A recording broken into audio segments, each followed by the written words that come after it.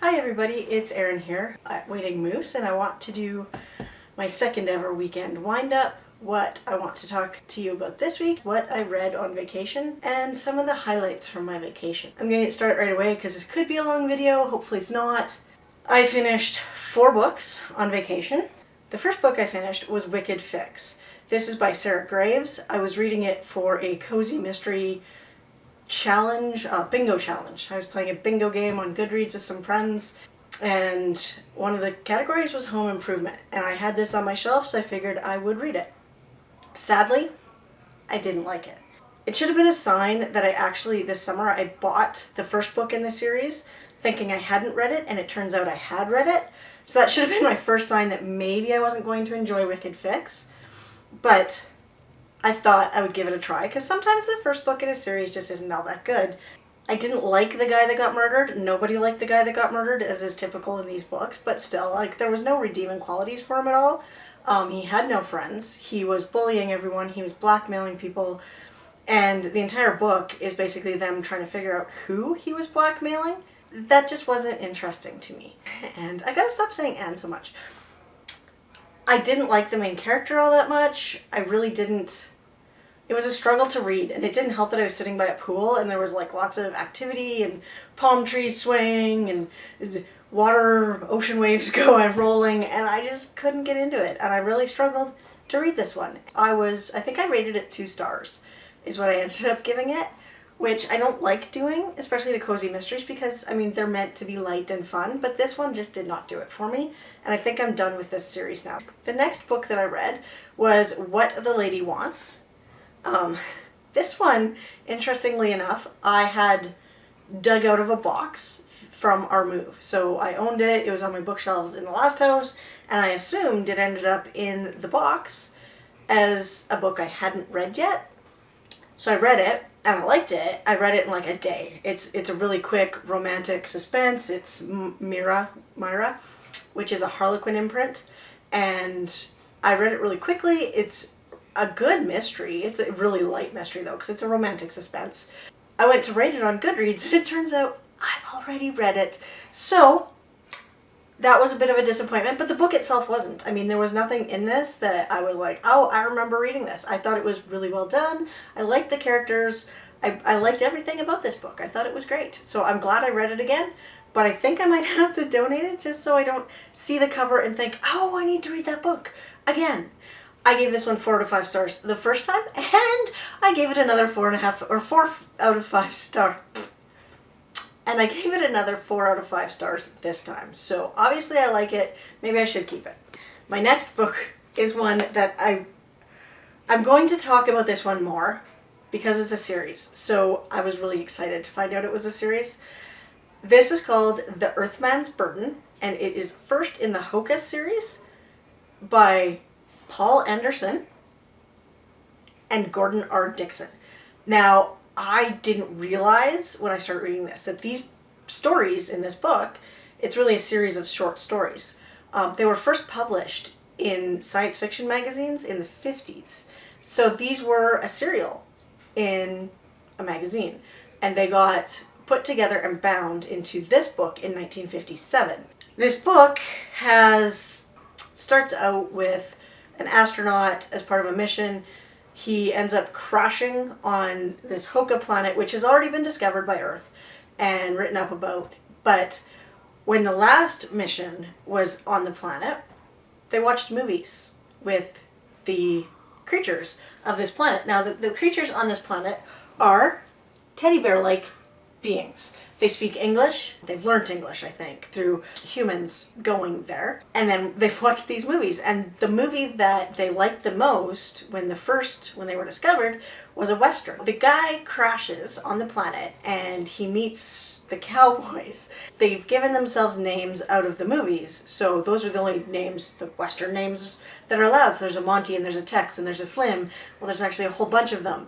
But the women have traditional Hoka names because, well, there was only so many women they wanted to call Jane or Hey You, which I thought was a really good send-up, actually, of Westerns and how we treated characters in those books, like just the tropes that went along with them. He gets sort of designated through the book as being like the diplomat, or I don't know what you want, ambassador to the planet. So he actually lives on the planet through this series after he gets rescued. After he gets rescued, he goes back to live on the planet with these teddy bear creatures. It's a series of short stories about his adventures with them, and basically he's a babysitter. He has to save them from themselves so often, but there's different areas of the planet that were influenced by different parts of human literature. So there's an Old England part where there's Sherlock Holmes, and there's pirates, and there's a spaceman part, and it's really interesting. And there are 3 books in the series, I believe, so now I have to go find them.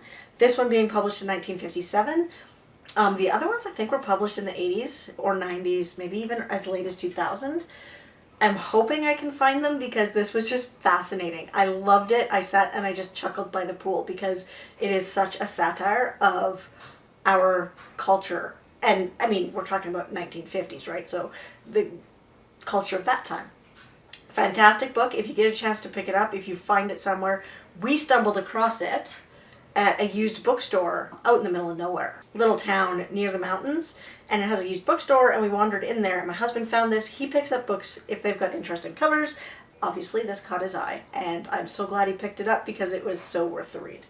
This one I would probably give, I think I gave it 4 out of 5 stars, but I should have probably gone with 5 out of 5 stars because it made me laugh so much. So I'm trying to remember what I read. How bad is that? I'm looking at this stack of books going, what did I read? I will go with, I was really excited. I'm going to talk, before I talk about the next book that I read, I'm going to talk about a book I tried to read and I had to quit. Wolfhound Century by Peter Higgins. I looked at the cover of this and I saw the little thingy there, and I thought, oh, it's a futuristic story about Russia.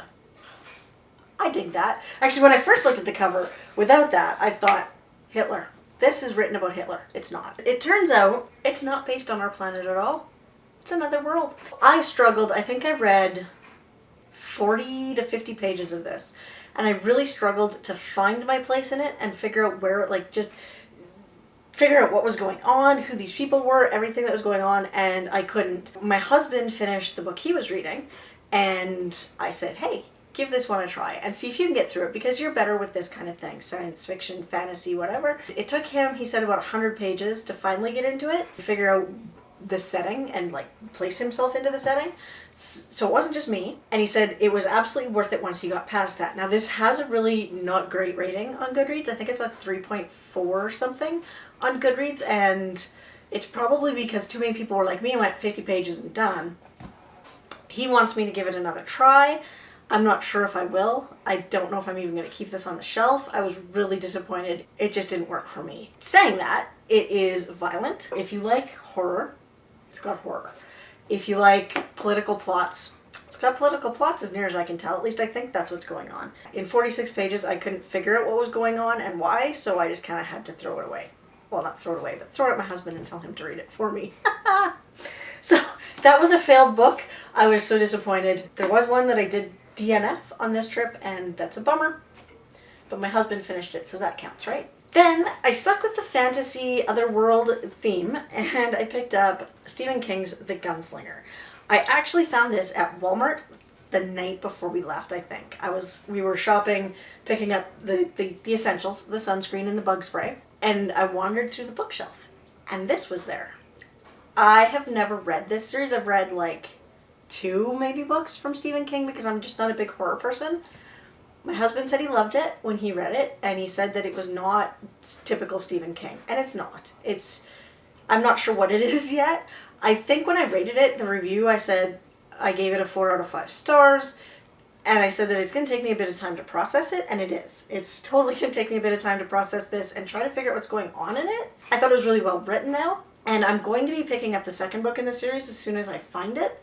So this is actually a bit of a revision of the original Gunslinger series. So in the early 2000s, Stephen King went back to this series. He made a decision to finish the series because he hadn't finished it yet.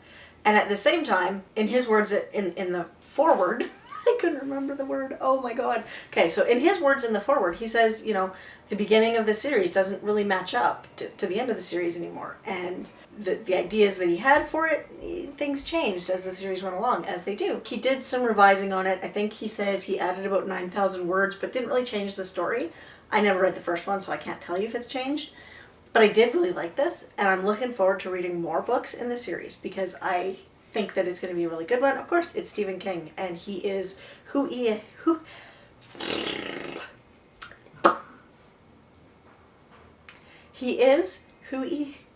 oh my god, I can't say that. He is who he is for a reason. Done!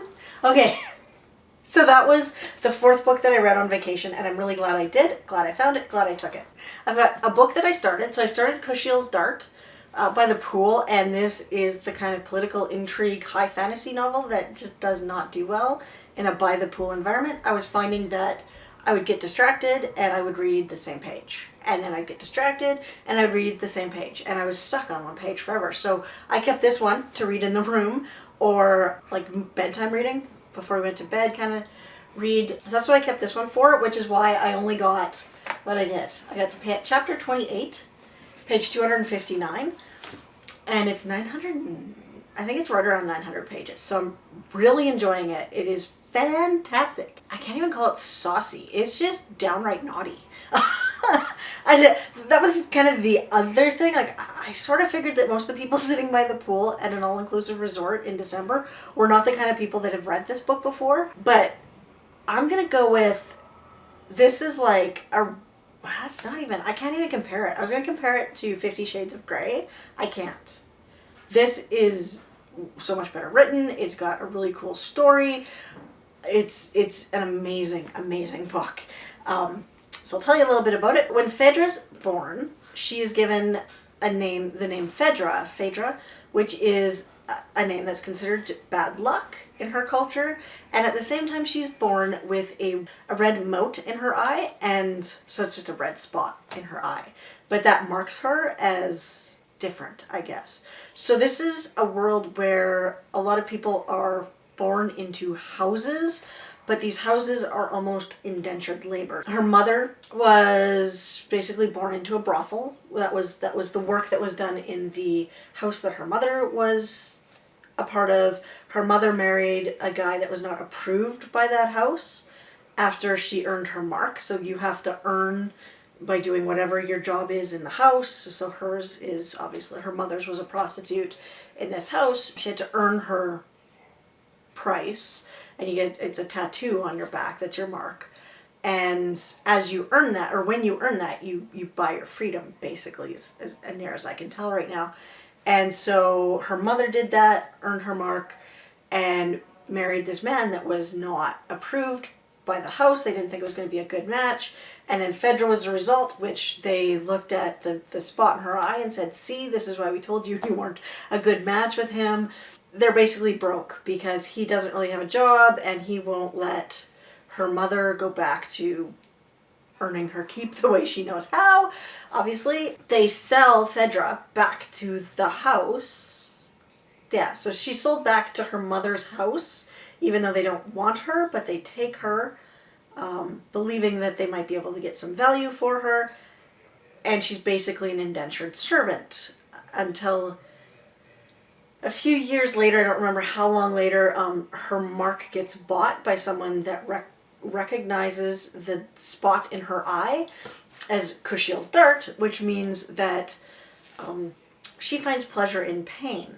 So you know where that's going, right? There's a little bit of S&M in here. It's a little disturbing in a couple scenes so far, but she gets bought by this guy and trained, and then once she turns 16, I think, he starts farming her out and she starts earning her mark.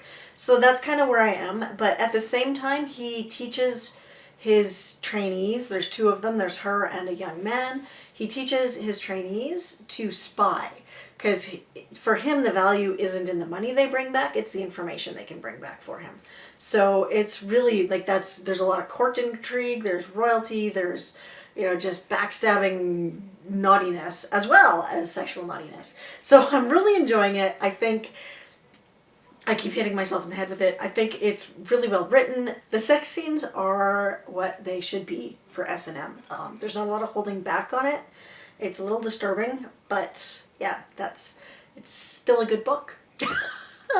Oddly enough, if you read 50 Shades of Grey and went, this is stupid, I can't believe that you think that's a romantic relationship, this is also not going to be a romantic relationship, but it does not claim to be one. This is what it is, and I thought it was an excellent, so far. Like I said, my boarding pass is in there. I'm 250 pages in, I've got a lot left to go, but I'm hoping it continues to get good. There's 2 more books, it's a trilogy, so we'll see how that goes. I said a lot about that book, but I think it's great. And then the other book that I started, and I don't have it with me here because it was my airport read on the way back, so it's in my purse downstairs. I wasn't prepared.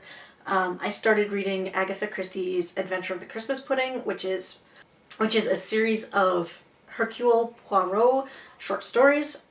They're great. They're typical for her and Hercule.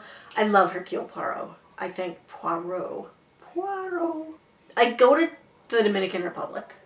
I've been learning Spanish, which is another thing that I'm going to talk about later this month, but I've been learning Spanish as one of my goals for the year. And I go to the Dominican Republic, and what happens? French. All I can remember is French. Seriously. I took French in high school, and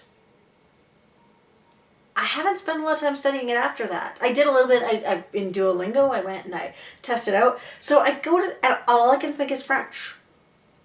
I get up in the morning, and they're like, hola, and I'm like, hola, and they're like, ¿Cómo está? Ça va bien! That's all I can think! So I had like, hola and gracias was all I was really good at for the first couple days. And even after that, it was like, all that would come to mind was French. And I'm like, like 20 years. It's been 20 years since I took French in high school. And I'm like spitting French out like I just learned it yesterday. It was ridiculous. So obviously I need to learn a bit more Spanish. But anyway, that's got nothing to do with Agatha Christie and The Adventure of the Christmas Pudding, which is delightful so far. I've read the first 2 stories in the book, which are The Spanish Chest and The Adventure of the Christmas Pudding. I believe both have been done as part of the Hercule Poirot TV series. I know one for sure has, but I'm not sure if the Christmas Pudding one was. Excuse me. Oh, that's what's making the noise. Okay. Now I get it. New jewelry. So anyway, Agatha Christie. It's great. It's typical Agatha. I'm really enjoying it. It was a nice read for the last day of vacation. I'm about halfway through. I will be finished that shortly. And then next, so I'm actually currently reading 3 books. And that's partly because I've got books that have to go back to the library. I'm probably going to have to renew this one because I think it's due either today or tomorrow, and I started it last night. But it's Gin and Daggers. It's the first book in the Murder, She Wrote series by Donald Bain, writing as Jessica Fletcher. So, yeah, I took it out from my library. I love Jessica Fletcher. There's really not much more to say about this. It is what it is. And it's kind of a comfort read for me, really. When I look at it, these are comfort reads for me. One moment while I clean up. I took a lot of books with me on vacation because I wasn't sure which ones I wanted to read and if I wanted to have backups, right? So, you're all readers, you understand this. You go somewhere and you've got 2 books. Say you've got 2 books, and they're Crystal's Dart and The Last Human. And you get there and you start reading this one and you're like, oh, I like it, but I'm not getting into it. And the same problem with this one. Then what do? You don't have any books. So I took a lot of books with me on vacation, and I sort of count this as one of the books I took on vacation because it's one of the books I took, but really it was my husband's. He picked it up for 25 cents at the library. It's The Last Human, part of the Red Dwarf series by Doug Naylor. I was going to say Stephen Naylor, but it's not. It's Doug Naylor. I'm not going to read this. I have tried watching Red Dwarf on Netflix. It's just not my bag. So he read it and he loved it. He read it in like an afternoon. So that was one book that we took. I didn't read, but I wasn't planning to. The other book, I feel like there should be more. The other book that I took and did not read is Nocturnal Animals. It got all bashed. This is by Austin Wright, and I don't know if you've seen the trailers. It's been made into a movie that's coming out. I am really interested in the movie. I saw this at Walmart and I decided to pick it up because I would rather read the book and find out that I don't like it than go see the movie and be like, this is stupid, or, oh my god, this is far too terrifying for me and I'm going to have nightmares now. Because that's what I do. Yeah, there's not much more I can say about this. I was hoping to get into it, but when I started reading Crucial's Dart, I decided that one giant book for a vacation was enough, and I did not get into this one. And the other one that I hoped to get into, it was one of my try a chapter reads. It was Before I Go to Sleep by S.J. Watson. I probably should have read this, but I decided to go for shorter books to start with, and then it just never felt like the right time to get into this. It was totally one of the books that I absolutely had to take with me because I enjoyed the try a chapter. So I will be reading this shortly. I'm just not sure when. That was my bookish update. I sat by the pool a lot to read. That was kind of what we did. We spent one day and went into Santo Domingo on a tour, which was really interesting. Did buy some souvenirs because you do. So the one souvenir that we bought was this little, The Woman Without a Face is a traditional craft of theirs. And then this one just says Punta Cana on the bottom, and it's Christmassy so that we can hang it on the Christmas tree. So this is just a traditional bit of what they do. You could buy the Women Without a Face in more traditional dress everywhere. We opted for the Christmas one because it's going to hang on our tree. And we really, really liked this. We thought it was cute. Put it up there with my angel for now. I don't have it any way to hang it at this time. By the way, how do you like my hair? Because it's naturally curly mostly, but I live in a desert essentially, and we don't see the humidity that makes it naturally curly. So I can straighten it and flatten it, and it's awesome most of the time. I get there and I get off the plane, and by the time we left the airport, my hair had already started to go naturally curly. It was like I spent the week with my hair going, hey, I'm straight, I'm curly, I'm flat, I'm floofy, and I'm frizzy. All at once. All at once. All at one time. My hair is just everything. And I was like, I can't control it. I look so awful. And then, coming back, my hair was curly in the morning when we left. And by the time we got off the plane in Ottawa, because we had to fly back through Ottawa, by the time we got off the plane in Ottawa, my hair was flat. Yeah. Love the dry air. Actually, I do like the dry air. I'll be honest, because now my hair is flat. I can straighten it again, which is great. Also, when I was down there, this was fun. I'm sitting having dinner with my husband at the resort, and I get a text, or a Facebook message. And I checked it, and it was one of my coworkers, our summer student, and she's like, oh my god, I didn't know Mike was leaving. Did you? You're not leaving, are you? And I'm like, what? My coworker resigned while I was away, which is fine. I mean, it's nothing to do with me, and I knew he was unhappy, and basically when I came back to work after my leave, they told me that they were pretty aware of the fact that Mike was unhappy, and he was working long enough to get enough experience in the technology we were working in, because he had been a team lead and now he'd gone back to being a developer, to get another job, and they were just letting him kill time until he found another job. So I knew it was coming. It's a bummer though. It's a bummer.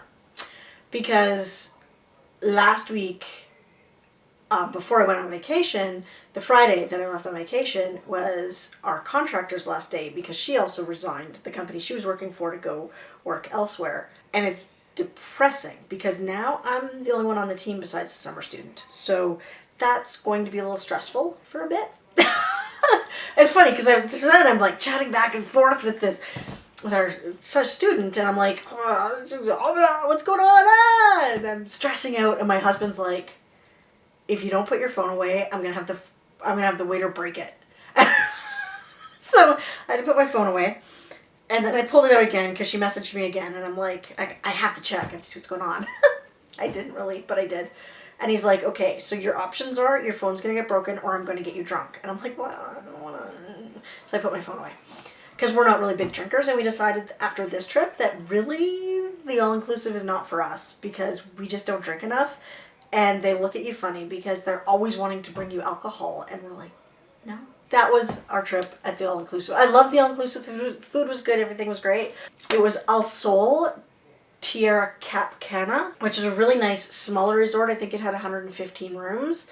It had 3 restaurants, but all the restaurants weren't open every night. I think that was mostly because we were still in the low season. It was quite quiet around there. It was really easy to find a chair on the beach or by the pool, and it was really easy. We'd go out about 10 o'clock in the morning and we'd get an umbrella and a couple chairs and it'd be great. So we really enjoyed it, but yeah, we're just not big enough drinkers for that kind of thing. So I think from now on we're going to find a different way to travel to these locations because there's no point for us. That really is just another part of my weekly update, my update on the week.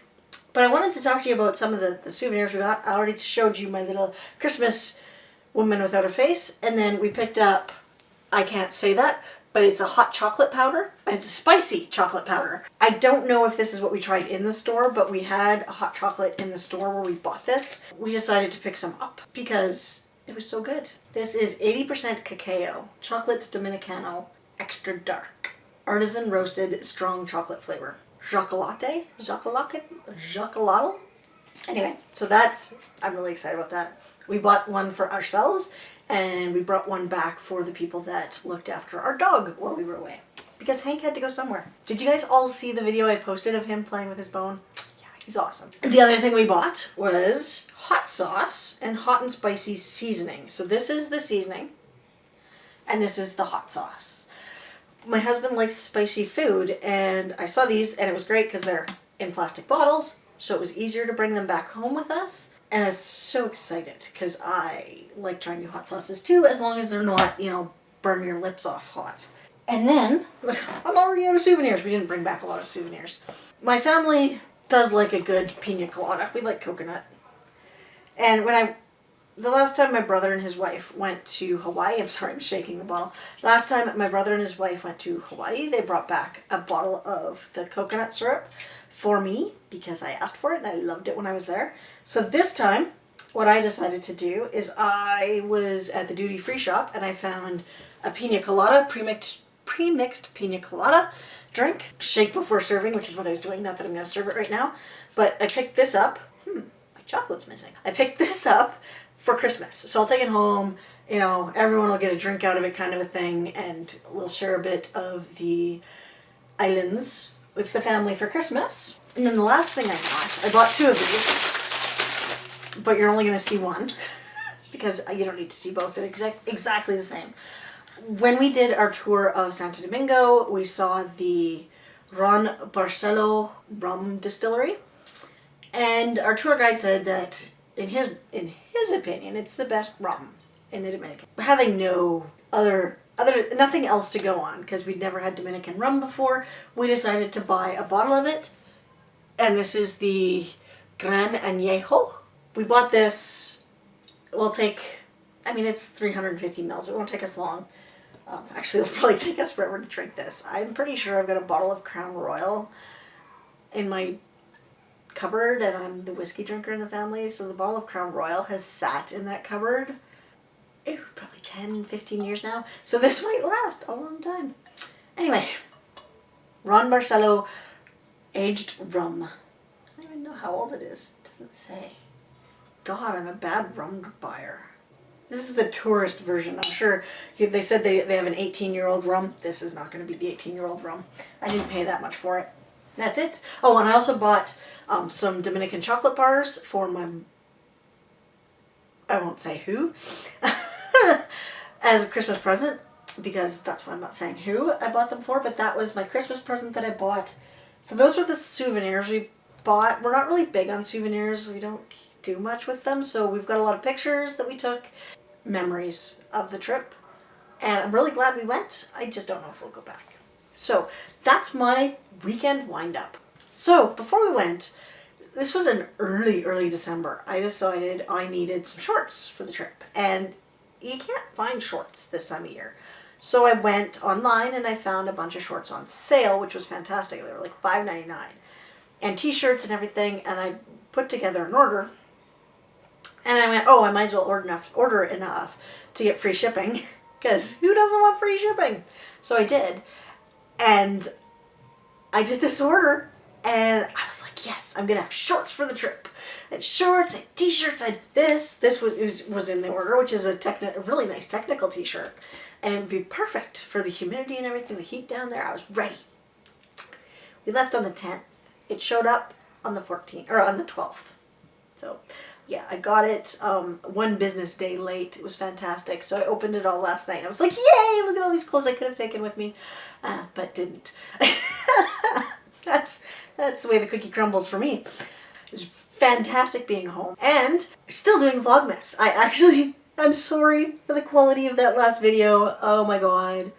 I went to videotape it and I was sitting by the pool and I started taping it and I think it was like 2 minutes 45 seconds. So at like 2 minutes and 15 seconds it's going, oh, your phone's overheating, functionality is being turned off. You got a really short video about the books that I was reading and how things were going. Yeah, that was kind of a fail on my part. I never really thought about my phone overheating, but I did read when I was reading the reviews of it and choosing what phone to buy that was a potential problem with it, and I went, I live in Canada.